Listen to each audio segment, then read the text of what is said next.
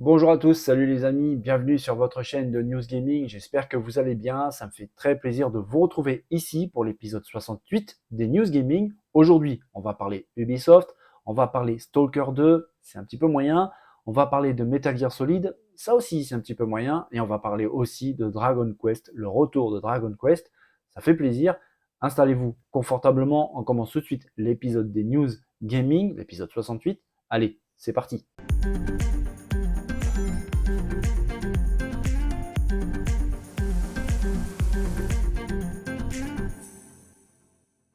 Les amis, vous savez, la grande période des conférences commence tout juste avec l'ouverture du bal par Sony avec son PlayStation Showcase. Mais bien évidemment, tout ceci n'est qu'un début parce que j'en parle d'ailleurs régulièrement sur la chaîne. Le 8 prochain, il y a la Summer Game Fest qui fait son grand début avec énormément de choses très très intéressantes.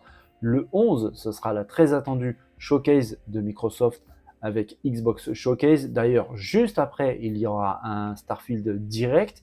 Mais il n'y a pas que ça.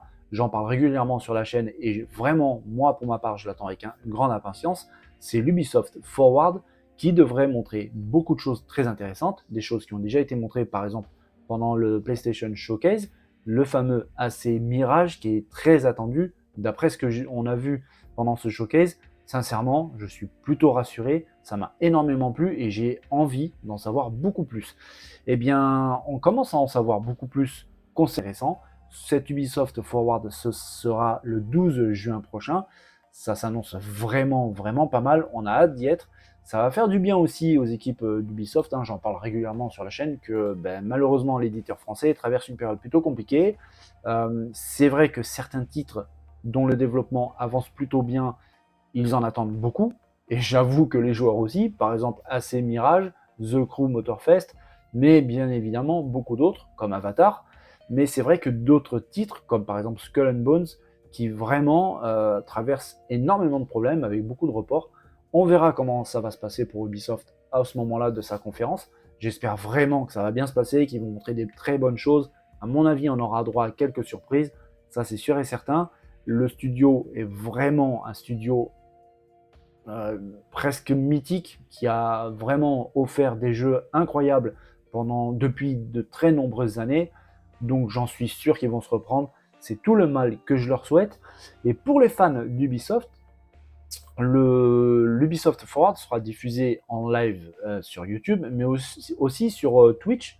Et il y a ce système de drop pendant les lives Twitch de certains éditeurs, certains développeurs. Ça sera le cas donc pour l'Ubisoft Forward, avec des cadeaux plutôt sympas pour les fans. Vous connaissez, pour obtenir le Basecamp Duffel. Pour Assassin's Creed Valhalla, on aura le skin Eugène pour le corbeau. Et même pour AC Mirage qui arrive bientôt, on aura la teinture initiée d'Alamut Oasis. C'est vraiment sympa ce genre d'opération. Il suffit juste de regarder le live d'Ubisoft sur la chaîne Twitch de l'éditeur. Je mettrai le lien le moment venu. Et ainsi, vous pouvez récupérer ces différents bonus. C'est plutôt pas mal. Je pense que ça va faire plaisir à certains. En tout cas, on attend beaucoup de toutes ces conférences, mais c'est vrai que celle d'Ubisoft, je l'attends vraiment avec impatience. J'ai envie de voir ce qu'ils vont nous proposer d'intéressant. Le AC Mirage qui avait été dévoilé pendant le showcase PlayStation a déjà mis vraiment pas mal de confiance concernant ce titre qui était très attendu. Je pense qu'Ubisoft va montrer un petit peu tous les systèmes de gameplay qu'il y a de développer pour ce jeu, notamment le crafting. Apparemment, il y a du crafting. Ce système qui revient un petit peu aux sources des Assassin's Creed originaux. On attend ça de pied ferme. C'est le 12 juin, c'est dans pas longtemps, et on vivra ça ensemble, les amis. Il y a un jeu, les amis, qu'on attend vraiment avec impatience, surtout les fans et joueurs sur PC, ceux qui sont sur Xbox, car il s'agira d'une exclue Xbox PC. Le 1 était vraiment génial, sincèrement, j'en garde un très très bon souvenir. Il avait vraiment eu un succès colossal. Le 2 est attendu avec une grande impatience. Il est développé sous Unreal Engine 5, donc en plus de ça, sincèrement, ça a l'air pas dégueulasse du tout. Le problème, c'est que, en fait, ce jeu, c'est Stalker 2. Il est développé par le studio GSC Game World. GSC Game World, qui est un studio de développement ukrainien. Vous n'êtes pas sans savoir que l'Ukraine, en ce moment, traverse une période, on va dire, un peu compliquée. Les équipes ont été séparées. Certains ont réussi à se réfugier à l'étranger, comme en Pologne. où ils continuent à travailler sur le jeu. D'autres ont préféré rester au pays pour protéger la famille, pour aider même le pays. Alors, c'est vraiment compliqué de développer un jeu, en plus de ça, hein, tellement ambitieux et tellement attendu par les fans dans ces conditions. Sincèrement, ça ne doit pas être facile. On imagine un petit peu la pression, le stress sur les épaules des équipes de développement. D'ailleurs, on leur envoie, en tout cas à moi pour ma part, énormément de force pour pouvoir tenir face à ces épreuves. Et malheureusement, un des employés de GSC Game World a fait une boulette. Alors, je ne crois pas du tout que ce soit intentionnel. Vu la situation dans laquelle se trouve l'équipe de développement, je pense vraiment à un énorme stress, juste à une faute d'inattention. Et il a fait fuiter, malheureusement, des fichiers qui contiennent des éléments assez importants du jeu sur Internet. Alors, ces fichiers se sont retrouvés sur certains sites peer-to-peer, comme par hasard. Au début, tout allait bien, tout simplement parce que c'était des fichiers qui étaient cryptés. Donc, il n'y avait pas grand-chose d'exploitable, voire carrément rien du tout. Malheureusement, il semblerait que le verrouillage a été craqué et que certains contenus commencent à être partagés. Là, ça devient un petit peu plus gênant parce qu'en fait, on commence à trouver sur Internet, j'imagine déjà un petit peu sur Twitter, des éléments qui montrent des captures d'écran avec les menus, les environnements, les armes en rapport avec le jeu, diverses choses plutôt importantes.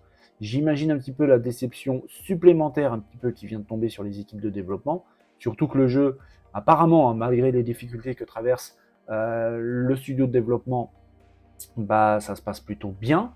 Il n'y a pas encore de fenêtre exacte de sortie, mais toujours est-il qu'ils maintiennent l'année 2023. Donc ça veut dire qu'ils ont confiance dans leurs possibilités, dans le développement du jeu. Et c'est vrai que les vidéos qu'on voit montrent quelque chose de plutôt abouti. J'ai pas l'impression qu'il y ait grand chose à toucher dedans, à retoucher. Donc on verra. Le jeu est en précommande, comme vous venez de le voir hein, sur la vidéo. Donc on verra. En tout cas les amis, faites attention aux réseaux sociaux, surtout Twitter. Si vous avez par exemple dans vos hashtags des mots comme stalker, des choses comme ça, supprimez-les, c'est un petit conseil, en attendant que tout ça se passe, parce qu'il se pourrait que malencontreusement, en allant sur Twitter ou en recevant des notifications, vous voyez apparaître des choses que vous n'aurez peut-être pas envie de voir, être spoilé sur un jeu en plus, hein, malheureusement, aussi attendu, ça serait franchement dommage.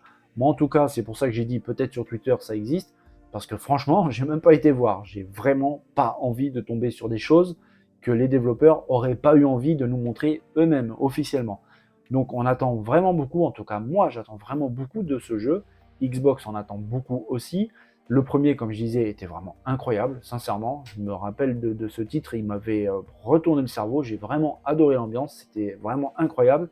Le 2 s'annonce aussi bien, sinon mieux. Donc on verra, mais c'est vrai que cette affaire, en plus de ce que traverse le pays, c'est pas génial. Donc on leur envoie toute la force nécessaire. Je pense que ça va aller. Peut-être que le showcase de Xbox le 11 juin prochain montrera des nouvelles images de Stalker 2. J'attends ça avec impatience et bien évidemment, on en verra tout ça ensemble les amis. Vous n'êtes pas sans savoir que pendant son PlayStation Showcase, Sony a enfin levé le voile concernant un titre qui était vraiment très très attendu, et c'était un de ceux les plus attendus d'ailleurs hein, pendant cette conférence, Metal Gear Solid 3, le remake de Snake Eater. D'ailleurs, hein, pour l'occasion, il change un petit peu de nom, il s'appelle désormais Metal Gear Solid 3 Delta. C'était un jeu vraiment très très attendu. Le trailer a plu à énormément de monde, tout simplement hein, avec la hype générée par ce titre mythique de la PlayStation. Il suffit de montrer quelques images pour que tout de suite ça devienne la folie. J'attends beaucoup de ce jeu, tout simplement parce qu'il va exploiter la puissance de la PS5 pour être un petit peu remis au goût du jour. Ça s'annonce plutôt pas mal, hein, niveau technique, graphiquement impressionnant. On verra ce qu'il en est. Mais quand même, il y a certains détails qui commencent à apparaître et qui me font plutôt grincer des dents, les amis, tout simplement parce que Konami a déclaré, attention, il ne s'agit pas d'une rumeur, c'est quelque chose d'absolument officiel. Konami a déclaré que les sons ne seront pas retravaillés. Tout simplement, tout ce qui est dialogue, les voix, ils vont reprendre tout simplement les voix originales du premier Snake Eater. Il date quand même de 20 ans. Alors j'aurais espéré sincèrement hein, qu'ils aillent dans le fond vrai du remake, donc aussi au niveau du son. Si c'est pour se retrouver avec un jeu au graphisme léché, avec des animations retravaillées, pour pouvoir vraiment exploiter les possibilités offertes par la PS5, bah, j'aurais aimé aussi qu'ils retravaillent un petit peu les sons, les bruitages, les dialogues, pas forcément rajouter des lignes de dialogue énormes pour pas dénaturer le jeu, mais quand même rajouter quelques petites choses plutôt sympas. Les possibilités de la PS5 sont là, ça aurait été bien d'en profiter. Là, je trouve que c'est un petit peu, je sais pas comment le dire, un petit peu un remake au rabais.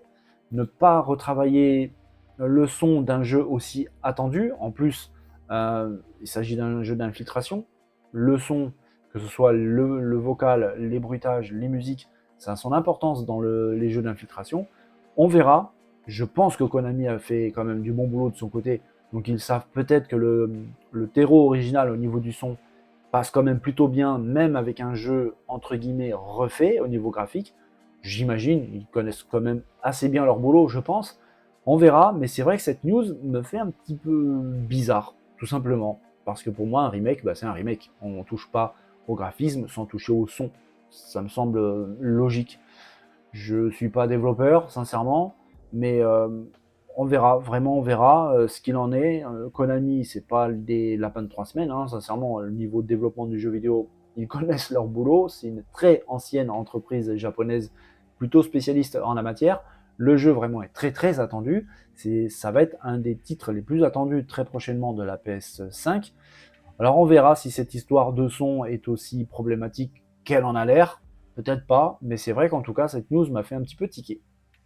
Très souvent, quand on parle de Square Enix, évidemment, on pense à Sony, à PlayStation. En effet, les deux entreprises sont vraiment très très liées, et ça depuis très longtemps, depuis la première PlayStation, ça date pas d'hier. Et c'est vrai que quand l'entreprise sort un jeu, bah, il privilégie les machines du géant japonais, mais on a de la chance. On a de la chance parce que Square Enix est en train de préparer un titre, en plus, c'est pas n'importe quoi, qui va arriver bah, sur toutes les machines. Alors oui, bien sûr sur la PS5, oui, bien sûr sur la PS4, mais aussi sur la Nintendo Switch, aussi sur PC et aussi sur Xbox X et S. Ce titre, il n'a pas l'aura d'un Final Fantasy, mais franchement, c'est vraiment pas n'importe quoi parce qu'on parle de Dragon Quest.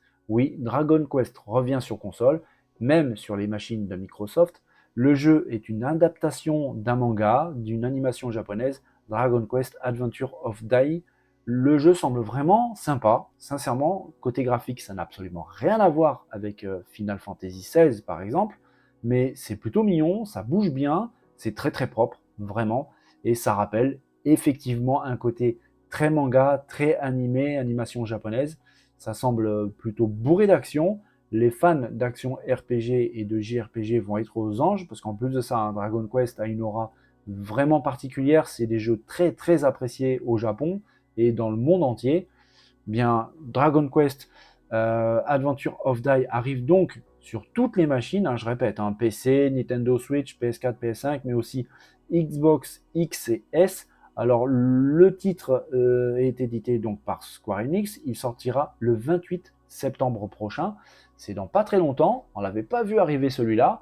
Le jeu est visiblement à un stade de développement très avancé parce que bah, le 28 septembre c'est vraiment pas loin. Donc peut-être qu'on aura des vidéos pendant les conférences respectives. Alors, est-ce qu'il sera montré pendant le Nintendo Live au mois de septembre à Seattle? Est-ce qu'il sera montré pendant le showcase de Xbox le 11 juin prochain? Je n'en sais rien, mais c'est vrai que ça s'annonce plutôt pas mal. J'aime beaucoup le Dragon Quest, je vous avoue. Du coup, celui-là, ben, j'en suis assez curieux. Voilà les amis, on arrive à la fin de cet épisode 68 des News Gaming. Comme d'habitude, j'ai adoré préparer et partager toutes ces news avec vous. J'espère que vous avez aimé la vidéo. Si c'est le cas, ben, vous connaissez la musique, hein, les pouces, les partages, les commentaires. Surtout les commentaires, vous le savez, j'adore échanger avec vous. En attendant les amis, je vous souhaite à tous une très belle et bonne journée. Prenez soin de vous. N'oubliez pas de vous amuser, c'est très important. Et je vous dis à très bientôt, dès demain, pour un nouvel épisode des News Gaming. Allez les amis, passez une bonne journée. Bye bye.